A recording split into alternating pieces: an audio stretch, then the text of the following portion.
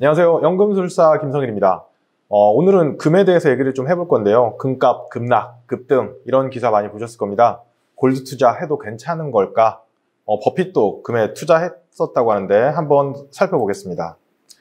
골드 가격 17% 급락. 여기 보시면 금 가격이 작년 8월 이후로 17%가량 떨어졌습니다.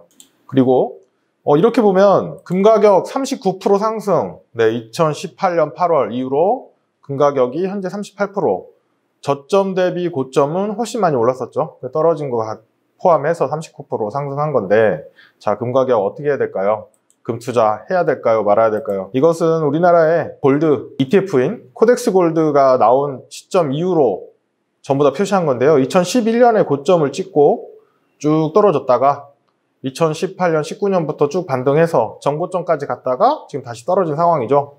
제가 마법의 돈 굴리기를 2016년에 써서 2017년에 냈는데 그때 그런 질문이 굉장히 많았습니다. 금을 꼭 포트폴리오에 가져가야 되냐? 왜냐하면 금 가격 하락하는 걸 다 봤거든요. 그래서 그 의견이 많이 있었는데 저는 금을 포함했었죠. 그리고 정말 운이 좋게도 이때 많이 올랐어요. 그래서 수익도 많이 났는데 금을 왜 가져갔는지, 금을 계속 투자해야 되는지 이런 얘기를 한번 해보겠습니다. 금에 대한 의견들 굉장히 많습니다. 제 책에도 쓴 내용인데요. 앨런 그린스펀 미 연방준비제도 이사회 의장이 이런 얘기를 했죠. 금은 전 세계에서 여전히 최후의 지불 수단이 되고 있다. 최악의 경우 신용화폐가 거부되는 경우에도 금은 여전히 사용 가능할 것이다. 이런 얘기를 했고요. 미국의 경제 대통령으로 불렸던 앨런이 이런 얘기를 또 했죠. 2014년 10월에 미국의 양적 완화 때문에 다소 부정적인 얘기들을 하면서 금의 투자 가치를 높게 평가했습니다. 그리고 마리오 드라기 전 유럽 중앙은행 총재도 이런 얘기를 했죠. 중앙은행에게 금은 유용한 안전 자산이며 국가 차원에서도 마찬가지다. 미국 외의 다른 국가들의 경우 금은 달러 변동성에 대비한 좋은 해지 수단이 될 수 있다. 이런 얘기를 했고요. 로버트 졸릭 전 세계은행 총재 2011년 노벨 경제학상을 받은 분인데요. 이분은 이렇게 얘기했습니다. 비록 교과서에서는 금을 낡은 통화로 볼지 모르지만 오늘날 시장은 여전히 금을 대체 통화 자산으로 사용한다. 이렇게 얘기를 했습니다. 금에 대해서 굉장히 우호적인 얘기들인데요. 월가에서 이제 대표적인 골드베어, 금 회의론자가 워렌 버핏입니다. 워렌 버핏이 이런 얘기를 했어요. 98년 하버드대 연설에서 금은 땅에서 채굴해서 녹인 다음에 다시 땅에 묻고 그걸 지킬 사람들에게 돈을 지불하게 할 뿐 아무 효용이 없다. 화성에서 온 사람이 본다면 머리를 긁을 것. 그런 얘기를 했고 2012년 주주 서한에서는 금은 기업처럼 새로운 자산을 만들어내지 못한다. 금 투자자들은 다른 사람들도 덩달아 금을 투자할 것이라는 생각 때문에 투자한다. 그리고 2019년 주주 서한에서 금 1온스는 아무리 오래 보유해도 여전히 1온스다 이런 얘기를 했었죠. 그런데 버크셔에서 금을 사는 기사가 떴어요. 금 회의론자 버핏도 결국 투자했다. 즉 2020년 2, 4분기에 전 세계 위 금광업체인 베르골드사 지분을 1.2% 샀다라고 보고서에서 보고했습니다. 약 6,700억 원어치인데 그 다음에 어떻게 됐느냐? 2020년 4분기에 금광업체에서 손을 털었다. 전량 매도했다라는 기사가 보이시죠? 이렇게 주가 상승률은 이 기사에서 조회한 거라 실제 버핏의 성적과는 정확하게 일치하진 않는데 대략 이 정도 움직임이 있었다라고 참고하시면 될 것 같아요. 자, 그러면 금에 투자해야 될지 말아야 될지를 결정하기 전에 그 초간단 금의 역사 한번 보겠습니다. 1819년 영국은행에서 정식으로 금본위제를 채택했고요. 금본위제라는 말은 모든 것이 금 기준이란 얘기입니다. 중앙은행에서 돈을 찍어내는 만큼 금을 보유하고 있어야 한다라고 이제 영국에서 처음 시작했고요. 그런데 금본위제가 사실상 붕괴된 게 세계대전 때문입니다. 세계대전 때 유럽 각국이 전쟁 비용 조달 때문에 돈을 서로 엄청나게 찍어냈거든요. 그리고 1943년 7월 브레튼 우즈에서 44개국 대표가 모였습니다. 2차 대전 이후에 새로운 경제 질서를 재편하고 통화를 구축하자 이런 의미에서 기축 통화를 달러로 결정합니다. 그러면서 금 1온스에 35달러로 고정합니다. 그런데 1962년 미국에서 달러를 과다 공급하게 돼요. 베트남전에 참전하면서 비용을 너무 많이 쓰게 되고 냉전에 대한 그 방어로서 과도하게 군비를 지출하면서 달러를 너무 많이 찍고 또 하나 독일, 일본 등 신흥 공업국이 굉장히 부상하면서 미국의 적자가 사상 최대를 찍게 됩니다. 그러면서 달러의 신뢰가 하락하고 금퇴환을 요구를 하게 됩니다. 그러면서 이제 브레튼 우즈 협정이 이제 신뢰가 많이 떨어지죠. 그래서 다른 나라 정부들이 달러를 금으로 바꿔줄 것을 요구합니다. 초간단 금역사 2, 1971년 8월 닉슨 쇼크가 일어납니다. 닉슨 쇼크라는 게 뭐냐면 닉슨 대통령이 더 이상 달러를 가져와도 금으로 안 바꿔주겠다라고 발표를 하는 거죠. 전 세계가 충격에 빠졌고 금 가격이 폭등합니다. 여기 보시면 1971년, 여기죠, 여기. 금 가격 폭등하죠. 그리고 73년과 78년에 발생한 두 차례 오일 쇼크 때문에 실물 자산 선호 현상이 강화됩니다. 그에 따라서 금값이 또 오릅니다. 여기 보이시죠? 금값이 또 오르죠. 1980년대 슈퍼 달러 시절이라고 부르는데요. 미국의 고금리와 강달러 정책 때문에 금 가격이 하락합니다. 80년대 금 가격이 쭉 하락하죠. 그리고 1990년 냉전이 종식되고 난 이후에 미국이 세계 경제의 주도권을 잡게 되죠. 그리고 IT 산업을 중심으로 신경제라는 이름으로 장기 호황이 일어납니다. 그러면서 금 가격이 계속 내려가고 있습니다. 이때 이제 기축통화로서 달러의 신용이 높아지고 화폐로서 금의 효용성이 떨어지면서 유럽 중앙은행들이 보유 중인 금을 대량으로 매각합니다. 그러면서 금 가격이 계속 떨어집니다. 그런데 2001년 9.11 테러가 발생합니다. 미국이 이라크, 아프가니스탄하고 전쟁을 선포하고 전쟁에 돌입합니다. 그러면서 전쟁 비용을 조달하기 위해서 천문학적인 달러를 공급하게 되죠. 그러면서 금 가격이 여기서 꿈틀꿈틀 올라가기 시작합니다. 그리고 2000년대에 전 세계적으로 유동성이 굉장히 증가합니다. 주식, 부동산, 상품 가격에 버블이 발생하고 금 가격 역시 상승합니다. 2000년 초반에 우리나라 아파트 가격도 굉장히 많이 올랐죠. 미국뿐만 아니라 전 세계 부동산도 많이 올랐습니다. 금 가격도 따라 올랐는데 재밌는 게 2008년 금융위기로 주식, 부동산, 원자재 가격이 폭락했어요. 근데 재밌는 게 그런 금 가격도 원자재 하나니까 폭락할 것 같았는데 달러 공급이 증가하면서 달러의 신뢰 하락 때문에 금 가격이 더 상승합니다. 2011년까지 쭉 상승했다가 과도한 상승의 여파로 쭉 하락했다가 최근에 다시 굉장히 올랐다가 또 빠지는 모양이죠. 금의 역사를 간단히 살펴봤는데 중앙은행들이 금을 굉장히 인연이 많아요. 금과 1929년에서 34년 동안 이어진 대공황, 미국에서 발생한 가장 심각한 경제위기였는데요. 이때 1933년에 미국 대통령 루즈벨트가 금 소유 금지령을 내립니다. 모든 국민이 소유한 금을 상납해라 이렇게 지시를 하죠.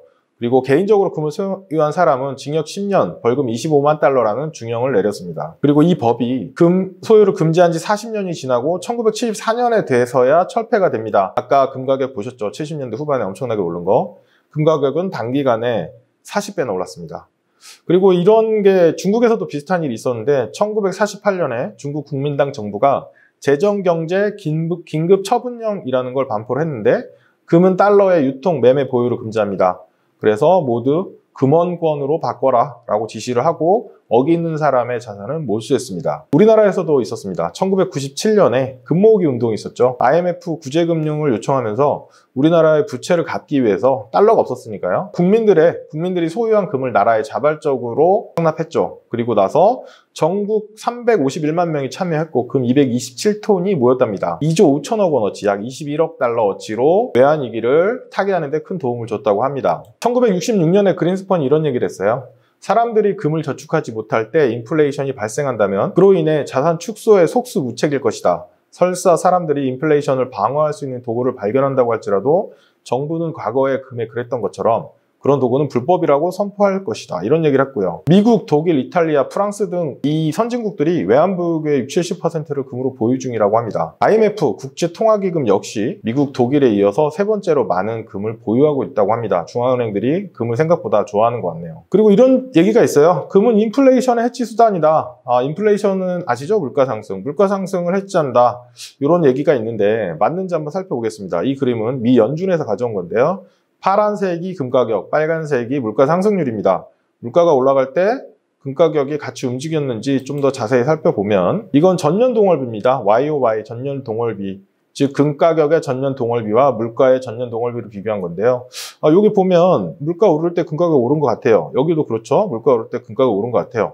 그렇다면 과연 이게 지속적으로 맞느냐라고 보면 이 그림을 보니까 좀 헷갈리죠. 그래서 금가격에서 물가를 뺀 실질 금가격을 계산해 봤습니다. 1970년부터 2021년까지고요. 보시면 여기 플러스로 돼 있는 부분은 물가보다 금가격이 더 오른 때입니다. 그런데 이 마이너스인 부분들은 물가가 오른 것보다 금가격이 덜 오른 겁니다. 즉 인플레이션을 해지하지 못했다는 거죠. 여기 뭐 많죠. 그런 기간 80년대 후반 그리고 여기도 있고요. 2012년에도 굉장히 길죠. 즉 실질 가격 상승률이 마이너스인 기간들이 이렇게 많은데 이 기간에는 인플레이션 해지를 못했다는 겁니다. 생각보다 긴 기간입니다. 그죠? 결국 금이 인플레이션의 해지 수단이냐에 대한 답은 글쎄요 정도가 될 것 같아요. 그런데 김성일 작가는 왜 금을 넣었을까요? 제가 마법의 돈 굴리기에서도 설명한 내용인데 데이터를 최신으로 업데이트 해봤습니다. 1985년부터 2019, 2020년까지의 금 가격과 달러 인덱스입니다. 보시면 서로 반대로 움직이는 게 보이실 거예요. 금 올라갈 때 달러 떨어지고 서로 이렇게 반대로 움직이죠. 그래서 상관관계라는 걸 계산을 해보면 금과 달러의 상관관계, 최근 10년 마이너스 0.38, 최근 20년 마이너스 0.46, 최근 30년 마이너스 0.4 비슷하죠. 금과 달러는 굉장히 음의 상관관계를 갖는다. 이렇게 설명할 수 있습니다. 그리고 금 가격하고 S&P 500 미국 주식도 해봤어요. 보시면 뭔가 좀 다르게 움직이는 것 같죠? 계산해보면 마이너스 0.1에서 마이너스 0.14 이 정도의 상관관계를 갖는다. 즉 움직임이 다르다 혹은 매우 낮다라고 설명할 수 있습니다. 금과 미국 국채 이것도 한번 해봤습니다. 미국 국채 워낙 제가 좋아하는 자산 중에 하나라서 보시면 최근 10년 0.24 그리고 0.18 0.09 이렇게 보이시는 게 상관관계가 매우 낮다라고 표현합니다. 매우 낮다. 0.7, 0.8 이상이면 높은 편이고요. 그리고 0점대로 가면 낮은 편이고요. 마이너스로 가면 음의 상관관계가 높다 이렇게 얘기를 합니다. 그리고 이머징 주식하고 한번 비교해봤습니다. 그런 얘기 많아요. 금이 상승하는 건 이머징에서 원자재를 많이 필요로 하기 때문이다. 이런 얘기 기사로 보셨을 텐데 여기 보시면 2000년대 초반은 맞습니다. 여기 보시죠. 이머징 주식이 오를 때 금 가격이 올랐어요. 이 기간에 보면 맞지만 한 30년 넘게 데이터를 보면 아닌 구간들도 굉장히 많죠. 여기는 금 가격이 올랐는데 이머징 떨어졌고요. 그리고 여기도 좀 다른 것 같고 그래서 숫자를 계산해 보면 최근 10년 0.14 매우 낮죠. 그리고 0.09, 0.07, 0.04 금과 이머징 주식의 상관관계는 생각보다 매우 낮다. 이렇게 볼 수 있고요. 그럼 이머징 중에 하나인 우리나라 한국 주식과는 상관관계가 어떨까? 여기 보시면 굉장히 아까 그림이랑 비슷하죠? 여기 주황색이 코스피고요. 1985년부터 코스피가 나와서 이 데이터를 한 거고요. 파란색이 금 가격입니다. 이런 구간에 보면 금이랑 코스피랑 비슷하게 움직이는 것 같지만 여기 금이 떨어질 때 코스피가 떨어질 때 금이 떨어지다가 반등했고요.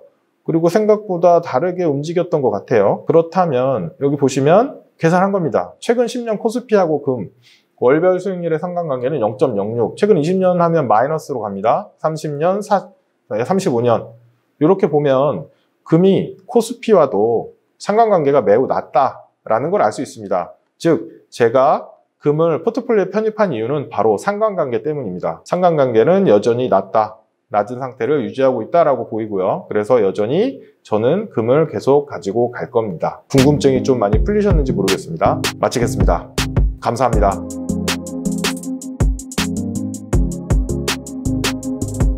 구독과 좋아요 꾹!